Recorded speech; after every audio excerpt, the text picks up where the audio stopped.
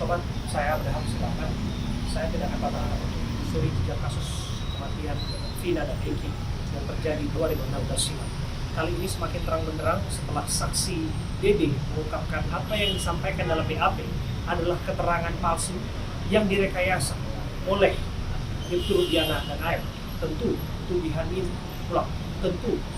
ini kemudian akan mengarahkan tuduhan ini kemudian akan membuat Ibtu Rudiana semakin tersudutkan. Apa yang akan dia lakukan? Dengar ada pernyataan pers yang disampaikan oleh kuasa hukum. Mengapa harus diwakili oleh kuasa hukum? Kemana itu Rudiana? Dan sikap apa yang akan diambilnya? Saya berharap semangat. Saya akan terus selalu jejak kasus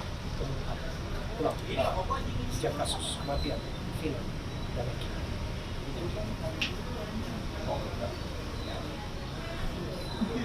Oke.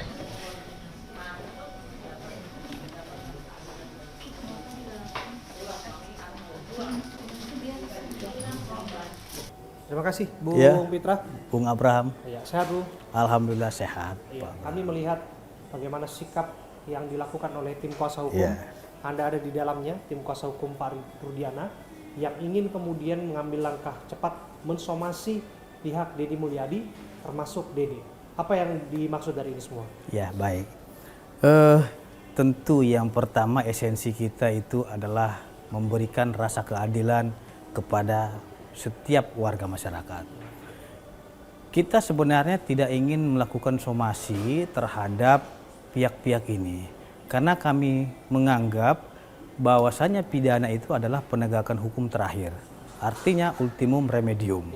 Nah, akan tetapi karena ini kita lihat sudah TSM, terstruktur, sistematis dan masif, dan ini menyerang Bapak Ibtu Rudiana itu membabi buta, ya.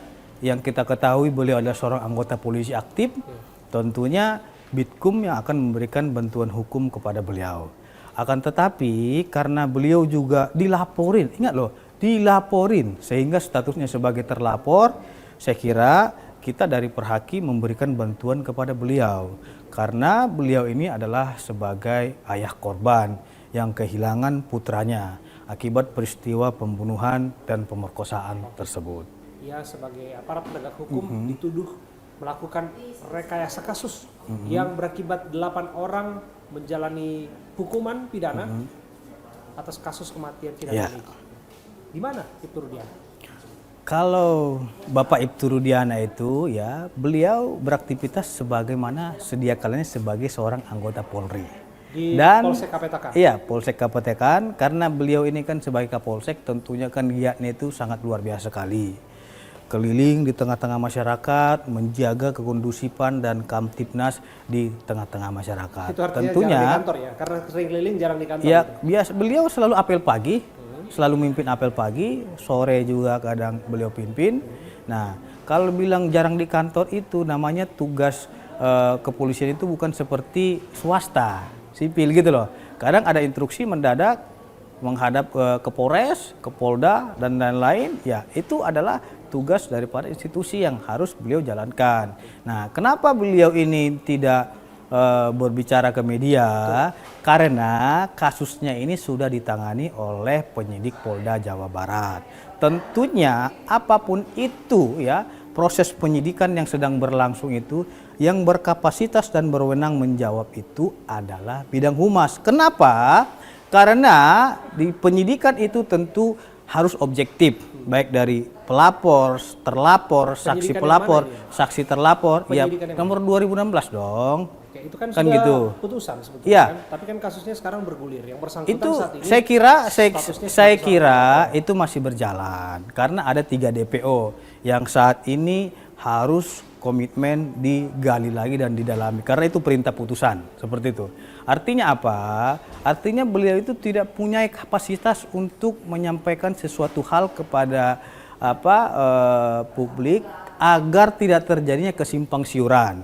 Nah, laporan tersebut telah diserahkan kepada penyidik, baik pelapor, terlapor, saksi pelapor, saksi terlapor, ahli, semua itu nanti akan dirangkum oleh Bithumas. Kalau kita sampaikan secara pribadi kan nanti tentunya ada pihak yang merasa dirugikan. Biarlah ini disampaikan oleh Humas agar informasinya utuh gitu loh, bukan setengah-setengah. Tidak terlalu berlebihan, karena kalau dianggap siapa yang dirugikan dalam hal ini Anda sudah sebutkan adalah Ibtu Rudiana Ya, secara jelas. perorangan Oke. dan tidak menyebut institusi Polri secara utuh dan Ya. secara keseluruhan. Ya. Dan kemudian yang disebutkan oleh Dede kan bukan institusi Polri secara keseluruhan, tapi ia menyebutkan bahwa ia waktu itu dalam pengaruh Ibtu Rudiana, termasuk ada Aib di sana untuk menyebutkan nama-nama yang saat ini menjadi terpidana kasusnya. Nah, justru kita somasi yang bersangkutan. Sebenarnya Bapak Ibtu Rudiana itu tidak mau meladeni pihak-pihak. Dia dihina, dicaci maki, beliau diam saja. Akan tetapi karena memang sudah keterlaluan sampai dilapor ke polisi, dibuat lagi seolah-olah beliau itu merekayasa cerita, tentunya beliau itu melakukan hak hukumnya. Ya, makanya per hari ini kita telah melayangkan somasi terbuka kepada 3 orang ini agar yang bersangkutan meminta maaf. Jelas ya, beliau sangat dirugikan dan merasa dipitnah. Sehingga kemungkinan kalau memang dalam tempo 3 kali 24 jam tidak ada permintaan maaf dari tersomasi ini, maka kita akan menempuh upaya hukum secara pidana.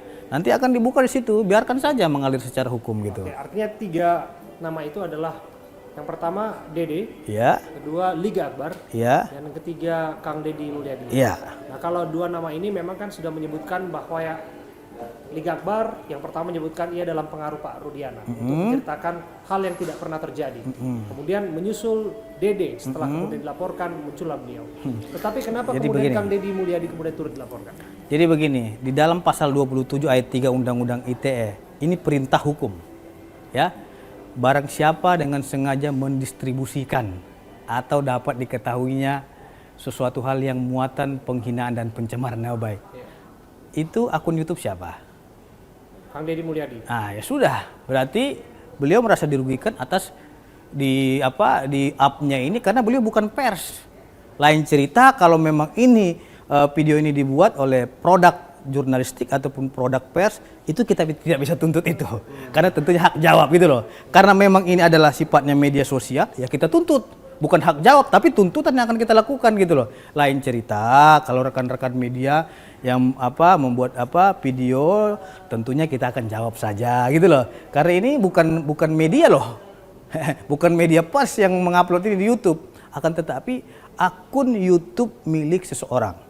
Sehingga ini tegas sesuai dengan pasal 27 ayat 3, tidak perlu kita ke Dewan Pers, ini harus kita tindak tegas. Oke, pers memang dilindungi dalam kerangka kerja. Ya. Kami melakukan itu dan dilindungi.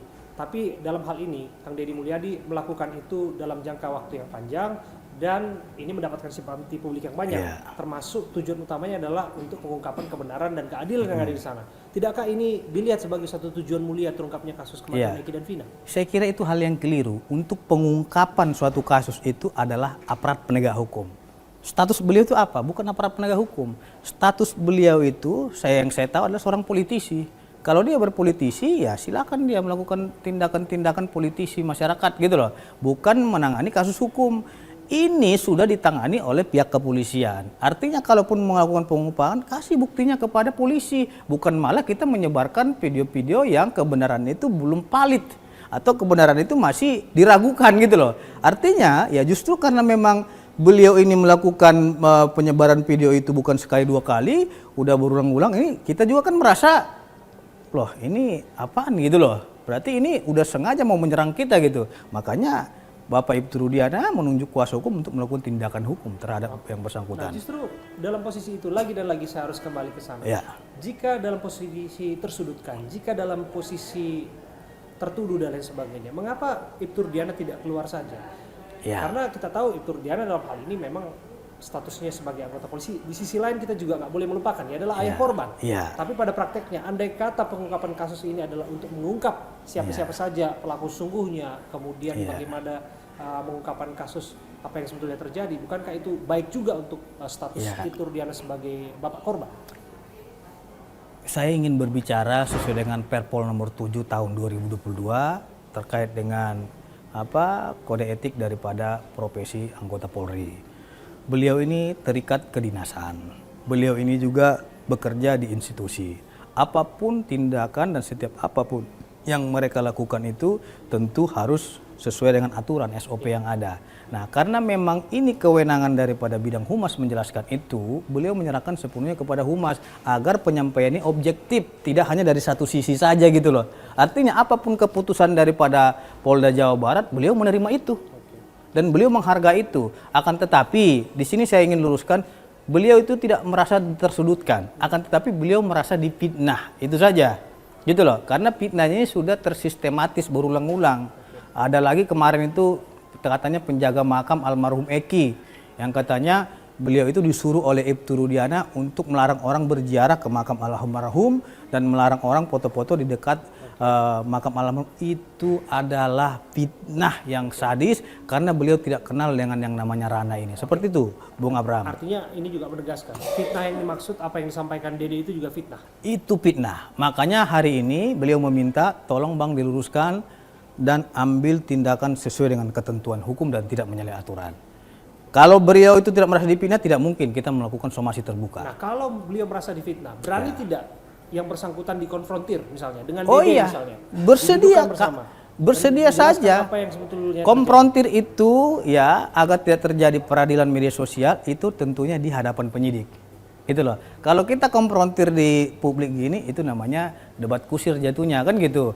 Kalau dia ini kan tentunya akan kita buat laporan polisi nih ya dalam waktu dekat apabila yang bersangkutan tidak meminta maaf kepada Bapak itu terhadap 3 orang ini, tentunya kita juga minta itu dikonfrontir. Kita yang meminta bukan beliau. Kita yang meminta.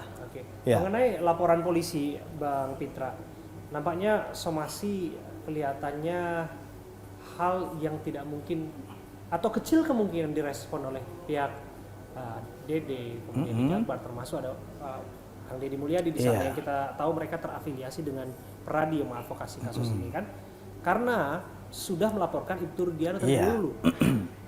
Apa kemudian yang menjadi dasar Anda untuk berharap kepada mereka melakukan permintaan maaf sementara mereka sendiri sudah melaporkan Ibtu Rudiana atas satu dugaan penyebaran kesaksian palsu, terus yang kedua dugaan penganiayaan terhadap para terpidana. Begini, itulah yang membedakan antara manusia yang taat aturan, ya, sesuai dengan SKB 3 Menteri, apalagi ini kasusnya ITE, pencemaran nama baik, fitnah dan lain-lain itu tentunya terlebih dahulu harus kita somasi dulu. Ini sampai sejauh ini kita belum pernah disomasi oleh pelapor ini dahulunya, artinya kan harus ditanya mereka dulu, benar nggak kamu melakukan nanti kan akan dijawab seharusnya kan gitu.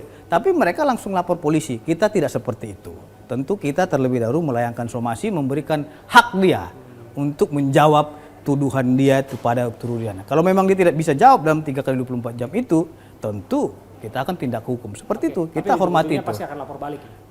Iya dong, itu sudah konsekuensi dan itu sudah pasti. Kita nggak akan dibiarkan itu. Apalagi Bapak Ibtu Rudiana merasa difitnah ini.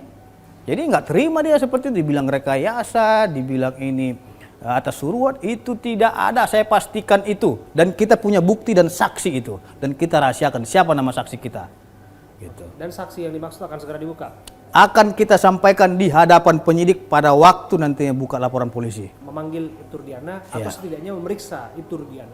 Apakah ini ada kaitannya dengan apa yang terjadi 2016 silam, awal-awal kasus itu, yang mana tanggal 29 atau tanggal 30 tepatnya waktu itu dilakukan penangkapan terhadap para terpidana. Di situ ada dugaan misconduct yang dilakukan oleh Ibtu Rudiana. Baik, kami melihat bahwasannya ini adalah bukti transparansi dari Polri, apalagi kita juga mengucapkan terima kasih kepada Bapak Kapolri Listio Sigit yang telah menurunkan tim asistensi terkait dengan kasus Pinat Cirebon ini. Artinya apa? Polri transparan dalam pengungkapan kasus ini. Ya, di mana beliau telah menurunkan tim asistensi unsur dari Propam Polri, daripada Itwasum dan Bareskrim Mabes Polri. Dan itu sudah dilakukan pemeriksaan kepada Bapak Ibtu Rudiana. Pemeriksaan itu bukan sekali saja, Mas. Ada 3 kali pemeriksaan. Dan 3 divisi itu telah melakukan pemeriksaan terhadap beliau. Dan hasilnya itu tidak ditemukan ataupun tidak adanya pelanggaran dari Ibtu Rudiana yang dilakukan oleh Ibtu Rudiana. Kita kan sepenuhnya percaya dan menyerahkan semuanya kepada Polri. Polri sudah menyampaikan itu melalui Humas Pak Sandi. Tidak ada pelanggaran yang dilakukan oleh Bapak Ibtu Rudiana. Terlepas ini diusut kembali lagi silahkan. Saya kira itu adalah hal yang bagus sebagai bentuk transparansi Polri dalam pengungkapan kasus. Seperti itu, Mas. Oke, terakhir ya Bung Pitra ya. ini akan terus berlanjut. Ya. Semakin masif karena ada sidang PK Sakatatal Ya. yang akan kemudian digelar. Ya. Dan sidang PK Sakatatal ini dianggap sebagai satu pintu masuk bagi para terpidana lainnya untuk mendapatkan keadilan. Setidaknya mereka ingin membuktikan bahwa apa yang terjadi di sana yang kami dengar dalam memori PK-nya adalah kecelakaan tunggal, bukanlah pembunuhan berencana ataupun ada lagi indikasi perkosaan di sana. Bagaimana Anda menjawab jelang PK dan memori yang disiapkan oleh Sakatatal dan terpidana lainnya? Yang pertama dari segi alat bukti ya, pasal 184 KUHP menyatakan bahwasanya kategori bukti itu adalah saksi, keterangan terdakwa, keterangan ahli, surat dan petunjuk ya. Jadi terkait dengan apakah ini laka lantas atau pembunuhan berencana, saya sampaikan adalah pembunuhan. Ya, karena ada beberapa saksi-saksi yang bukan dari Bapak Ibtu Rudiana, bukan juga saksi dari kepolisian menerangkan bahwasanya dia melihat peristiwa pengeroyokan itu kepada almarhum Eki dan almarhum Pina. Saksinya ini sampai sekarang mereka pegang, gitu loh. Ini mereka pegang sendiri. Pak pengacara ini yang pegang salah satu tersangka. Jadi saksi dari mereka sendiri menerangkan dia melihat langsung itu dikeroyok. Artinya apa? Itu telah mematahkan alibi kita selama ini. Rana Piing itu. Hah? Sempat melihat ada Oh iya, itu. dia ojol. Dia pada kejadian itu dia melihat pengeroyokan itu. Artinya tapi kan ketika kita lihat kronologi apa yang disampaikan berikutnya dia tidak melihat apapun yang ada terjadi di sana sementara kalau kita ikuti kronologi. Jadi begini, sudah ada korban. Beliau itu tidak dalam kondisi tekanan. Beliau juga tidak mencabut BAP. Beliau juga tidak mencabut keterangan di dalam pengadilan. Artinya keterangan ini adalah konsisten keterangan yang benar. Di mana di dalam putusan nomor 3, putusan nomor 4, dan putusan nomor 6 dia konsisten melihat itu karena dia sedang bertugas sebagai ojol adanya pengeroyokan di TKP tersebut. Artinya apa? Dia telah menyampaikan itu di muka persidangan dan telah disumpah. Tidak ada persoalan terkait dengan BAP dia ataupun putusan yang ia sampaikan. Seperti itu Bung Abraham. Saksi kuat lain yang kemudian membantah bahwa ini sesungguhnya adalah pembunuhan berencana, bukanlah seperti apa yang hari-hari ini dikemukakan bahwa ini adalah kecelakaan tunggal. Saksi kuat lain ada 6. Tapi ini adalah wewenang penyidikan. Ya, tentunya silakan teman-teman tanya ke penyidik. Saya tidak mau mendahului penyidik karena kita menghormati hukum yang sifatnya pro justitia. Ada 6 orang lagi yang mengetahui itu. Mungkin seperti itu. Oke, baik. Kita akan lihat seperti apa tindak lanjutnya karena kemudian akan digelar sidang PK Sakatatal ya, Bung Pitra. Tapi apapun itu kita akan kawal dan sikap tadi yang disampaikan oleh Bung Pitra mewakili Turdiana bahwa akan melaporkan balik dari saksi Dede, kemudian juga Dika Akbar termasuk juga Kang Deddy Mulyadi. Tapi yang kita tunggu adalah kehadiran Turdiana di muka umum tentu saja. Ini nanti akan spesial report kepada Bung Abe akan kita kasih seperti itu. Karena upaya pencarian Turdiana terus kami lakukan dan Bung Pitra juga tahu bahwa kami punya itikat untuk menjalin komunikasi kepada Turdiana dan kami lakukan itu perlahan tapi pasti dan kami juga tidak ujuk-ujuk datang dan upaya ini adalah upaya yang baik untuk kemudian memberikan keterangan sejelas-jelasnya tentang apa sebetulnya yang terjadi. Betul ya? Betul Bung Abraham. Kalau memang tidak ada yang disembunyikan, kalau memang merasa benar dan difitnah dan sebagainya, saya pikir tidak lagi alasan untuk menutup diri dan membuka diri. Tunggu setelah laporan polisi. Terima kasih. Terima kasih Bung Abraham ya.